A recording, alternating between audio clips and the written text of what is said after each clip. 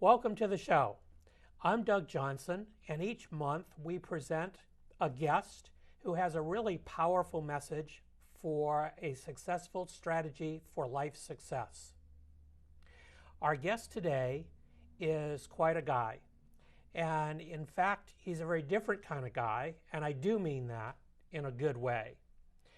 He is a local entrepreneur, a company owner, and a musician extraordinaire, and in fact is really a font of all kinds of information.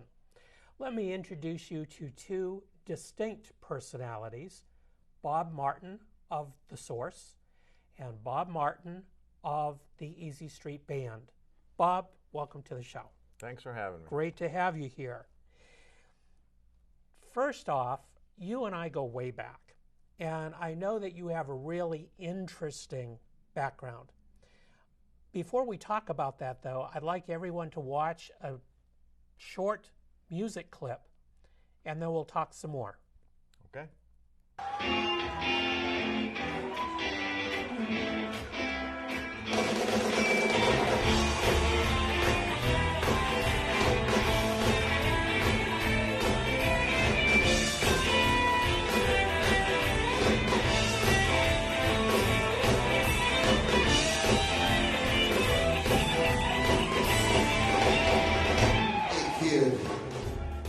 You ain't got no money. 6 months since you lost your job. You're looking for a gas station or a liquor store ride. You're sleeping in a stomach car. Check the radio, can't find your favorite song. You've been walking steadily high for far too long. Two dirty hands want to talk to you now. Sin's got some kind of pills in his pocket, make everything seem alright. You ain't got the cash, I wouldn't have it that much anyway. You just see it one more time, it might be okay. But came out this morning, gonna hit that joint tonight. Gonna move fast.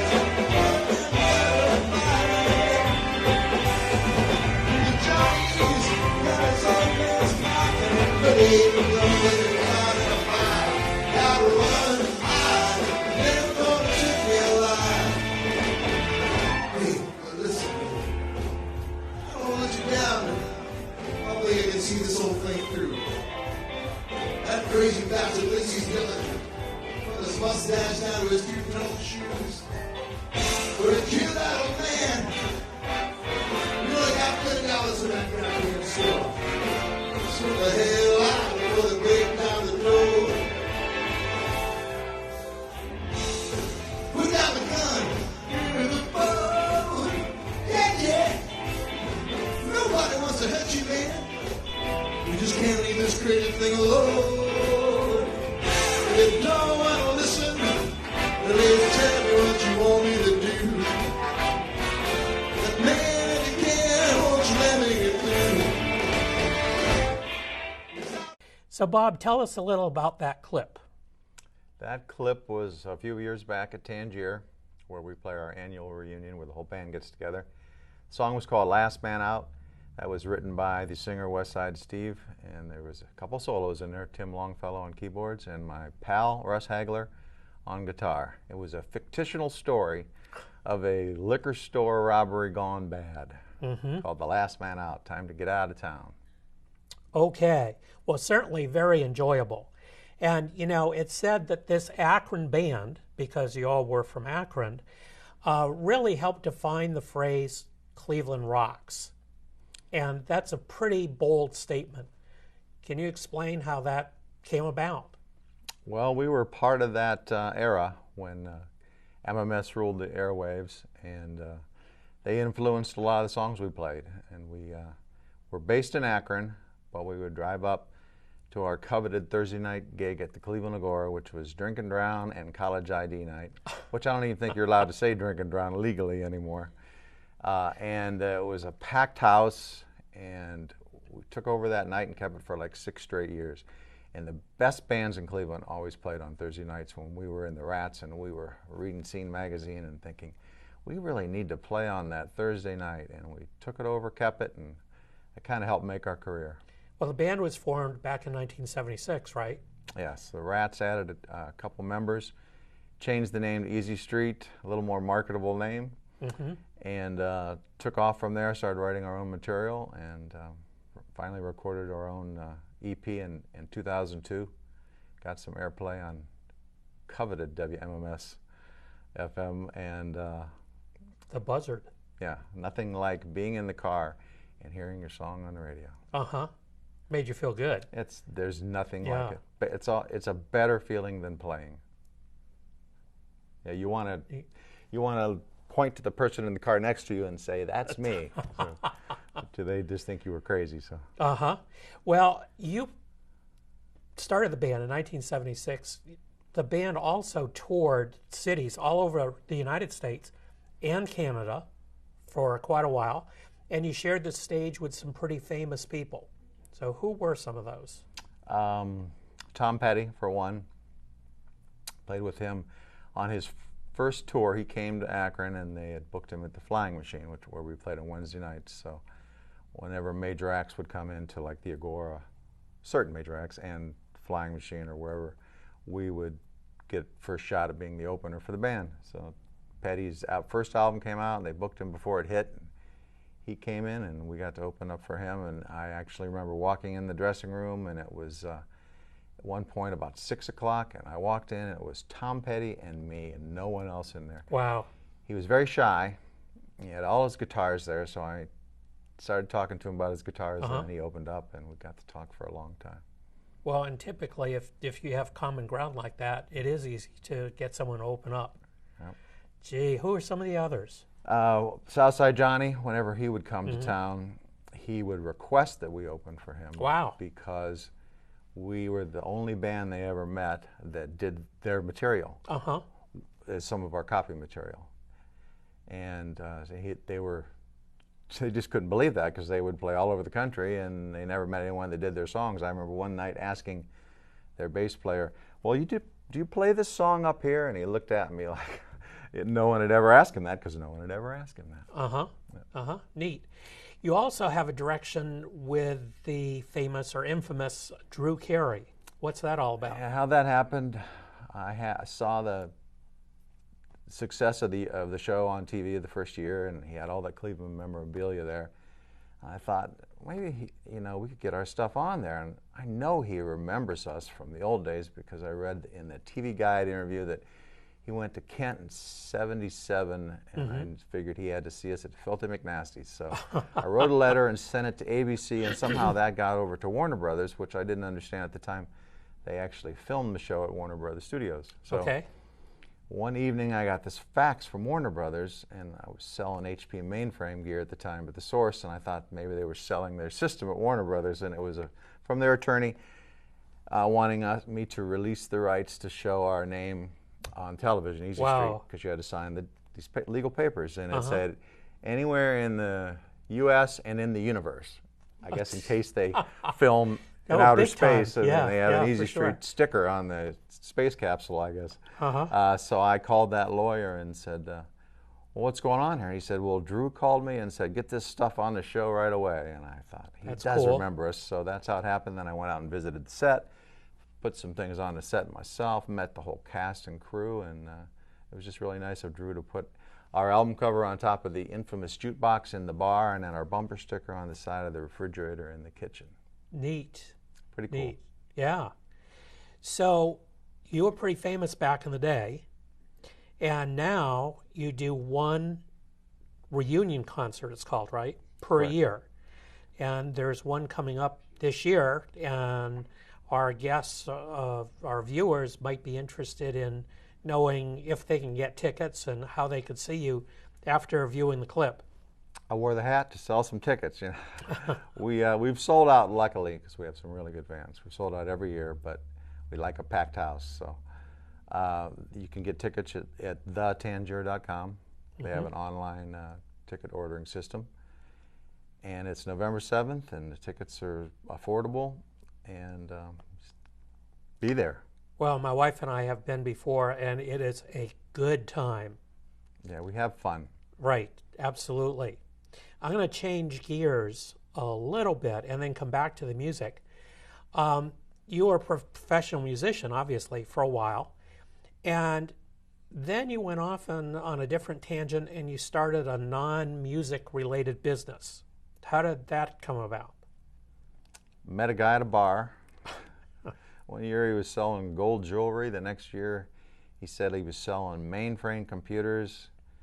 And then I saw him on the expressway driving a new BMW one night, and I made him pull over. And he said he was the top salesman there, and he said he could get me in. He got me into the Hewlett-Packard division. And then eventually I started my own company, and then now we do more local repairs and sales versus HP mainframes, which I was selling around the country. Okay. That's how I got in. And still doing it, obviously, after all these years. 20 years.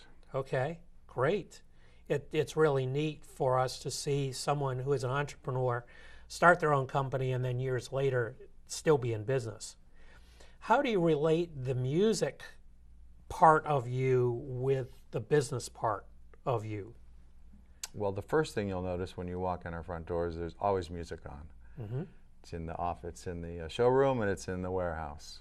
And even on our website, we say, if you call us, you'll probably hear the music in the background, and we have to turn it down to talk to you. And then on our hold music, I put Easy Street with some messages about hanging in there, and this is not elevator music, et cetera, on our hold music, and it's Easy Street original tunes. You mentioned elevator music, and a lot of times people laugh about elevator music, but can you talk with us a little bit? What effect does elevator music have, or what is the purpose of elevator music? And obviously, you don't use canned elevator music, but you use Easy Street. Yeah, I noticed one time I walked into Walmart and there was no music. Because you just take it for granted whenever you go into any store there's going to be music. And right. In the old days there was none. Our parents walked in the store, but now they all use it. You can put you in a mood. You can hear an old song and put you in a positive mood, takes you back. And if you notice, it's the demographics of the songs they pick are for our buying generation. So right. It's all scientific. And psychological. Yes. I know what works for me when I have a big appointment or I'm going on my way to teach a class. I turn on Motown, and it just kind of gets me revved up and, as you say, in the mood, and I feel better before I go in and do whatever it is I'm going to do. And we hear oftentimes that, fancy restaurants like to use kind of a slow, calming classical music, which entices people to stick around longer and spend more money, as opposed to some of the Panera Bread. Panera Bread has that nice right. kind of jazz classical mix in there, and they stick with that. Right. And then they have nice lighting to go with it, and someone has put some thought into what they do at Panera. For sure. Also, I've read of a study that the type of music can affect health. And in particular, the study I read was for Alzheimer's patients and how music can have an effect upon them and kind of a calming influence. I think it could be calming. I think it could also just be getting their brain kind of working, back rewired. Having to register what they're hearing, and also maybe making them think more about old times or where that song took them. Or well, and I think you're right on the money with that. Excuse me. I think taking back to times that they do remember. Alzheimer's, as we know, is a loss of memory and seems to go in reverse. So the younger years, so music that they grew up with, that they around the time that they were dating and got married, are very critical to them, and music makes them feel good. That's a great idea. Whoever's doing it, they should try it more because it just seems like it would work. Right, absolutely. So let's go back, Bob, a minute. You were a professional musician. How did you become, and you're the bass, how did you get there I mean, we all took music lessons as kids. All of us did not become professional musicians. I played in the junior high band. I didn't play in a high school band like the junior high orchestra. Learned how to read music. Learned how you learn songs, because you never think about that. I mean, when you start your own rock band, you got to figure out how are we going to learn this. But you saw that you just got through the first verse, they got through the verse and the chorus, and then got better at it. And maybe the next day you try it again, and it got farther along. And learned that. Learned how the notes went together. Learned what harmonies meant. I had the basics. And in our first kid bands, we all had guitars, and we didn't even hardly know what a bass was. And they said, well, who's going to play bass? And I just kind of said, well, I guess I will. Okay. So I bought a bass. So it kind of fell into it. Yeah, because it's very similar, just 4 strings versus 6. And it was my job to become the bass player. And then I was always the leader of the band. I just always had the business sense for it. And I just can't imagine anyone else running the band, because I always thought I knew how to do it. And you know, that's kind of an interesting comment, because most people don't think of a band having a business aspect to it.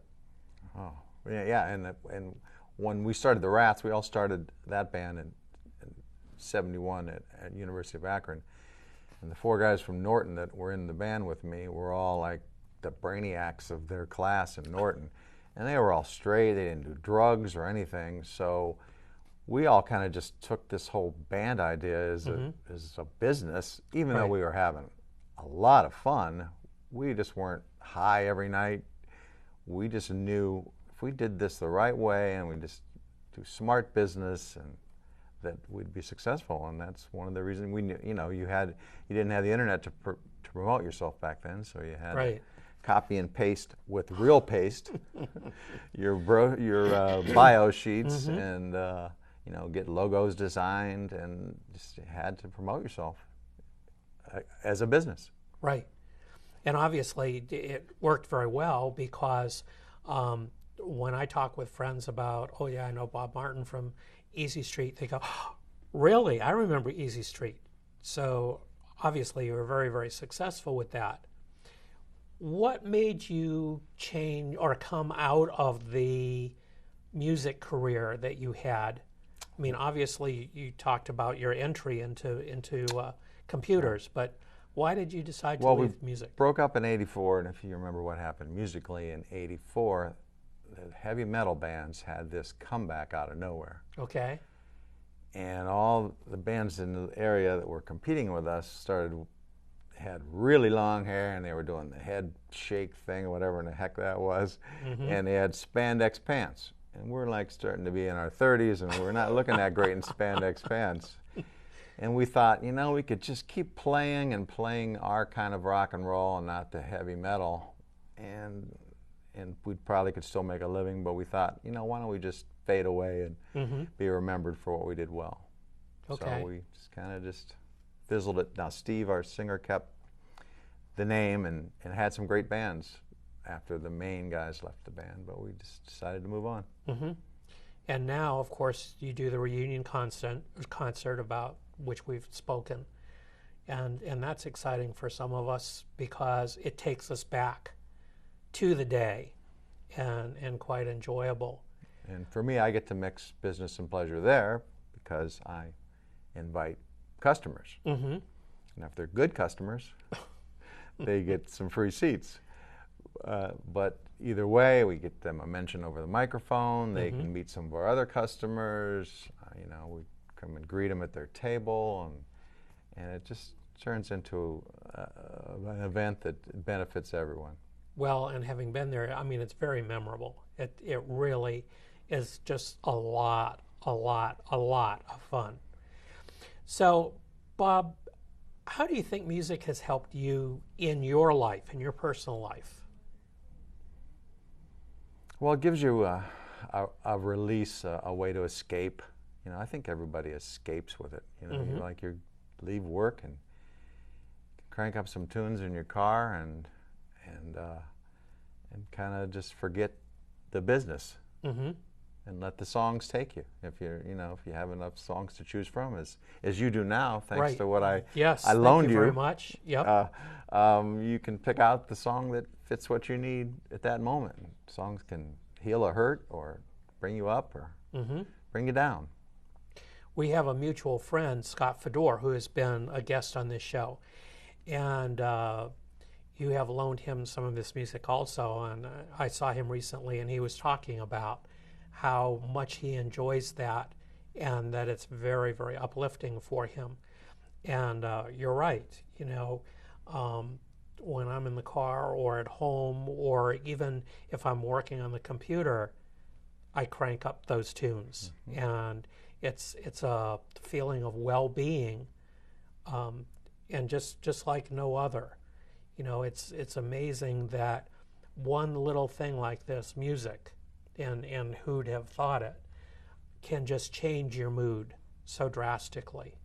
And look how long it's been around. I mean, thousands of years. Right. It's never going away, and it's even more prevalent now, and it's in everybody's life. I mean, how often do you meet someone who says, "Well, I don't like any kind of music"?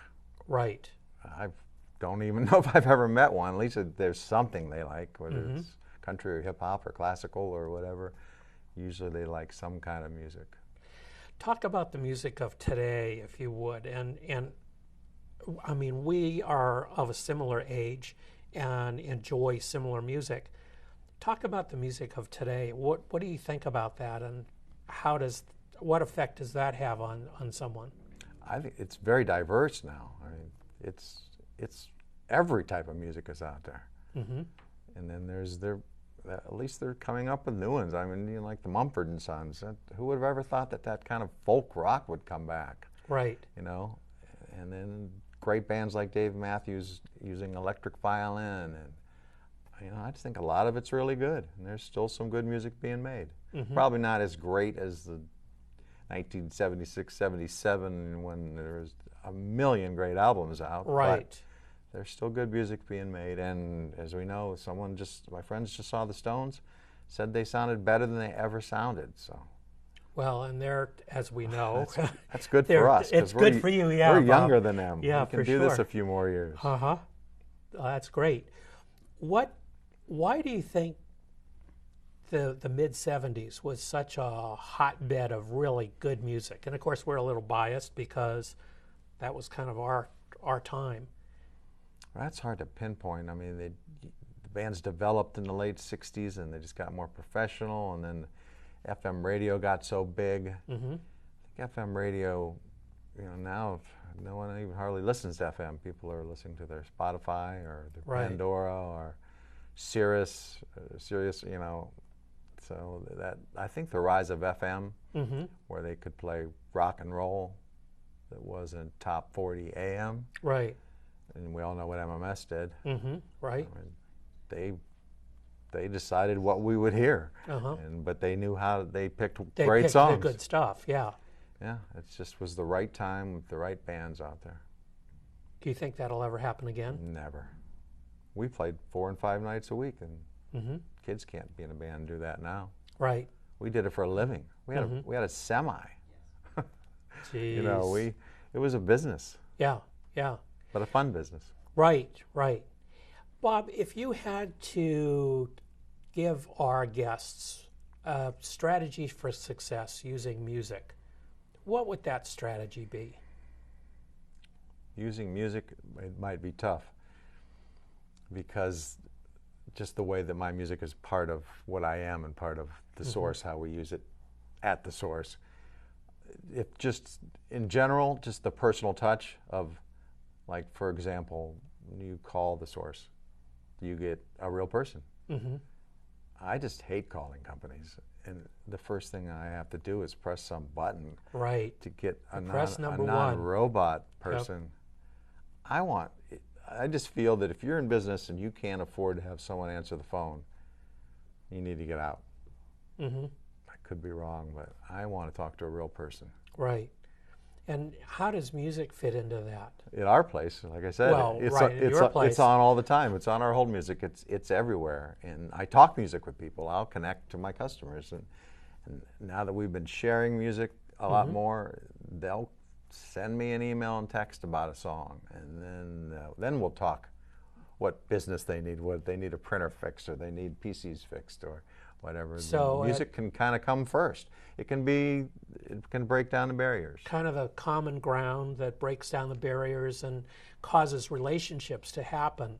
Yeah. You know, Bob, do you like this music? Yeah. Or Doug, what about this music? Yeah, as we used to do. As we used to do. In the heyday of rock and roll, Right. you talked about music. So basically a strategy would be to Icebreaker. use music as an icebreaker or a connector.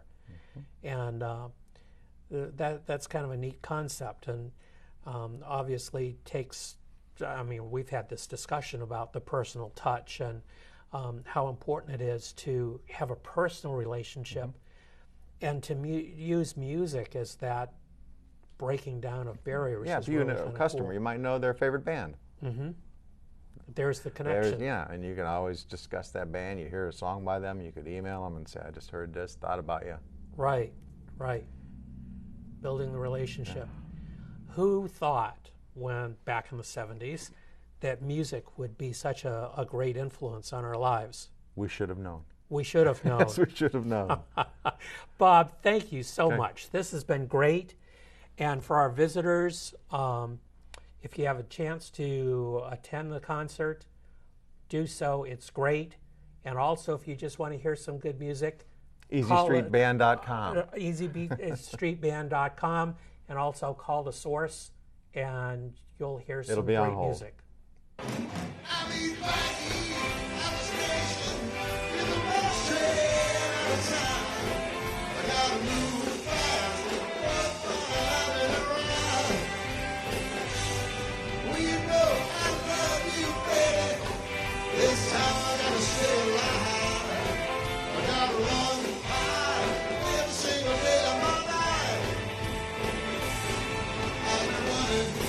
I'll be running, yeah.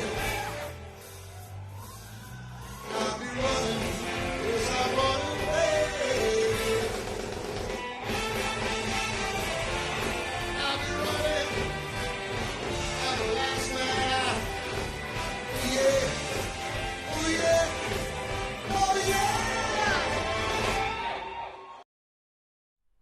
So here's a situation for you. Recently, friends of ours announced that their son was going to be married later this year, and that he and his bride-to-be, his fiancée, reserved a block of rooms at a special price. Now, we're looking at just family, over 100 people, for 2 nights. The mother of the groom-to-be called the hotel to try to make reservations and was told that that block of rooms was full. She asked that there be more rooms opened up at the special price and was told no, that wasn't going to happen. She, at that point, suggested to the clerk, diplomatically I'm sure, that many of the guests, being family, would be more than willing to change their reservations because the wedding is so far off, and move to a different hotel where everyone could stay together. Her comment also was, I'm trying to give you money. How hard are you going to make it for me to give you my money? The clerk did not relent, and when the lady asked to speak to a supervisor, she was granted that, and fortunately, the supervisor saw the gravity of the situation and changed the ruling and opened up a new block of rooms. Happy ending. But particularly if you own your own business, how hard are you going to make it for me to give you my money?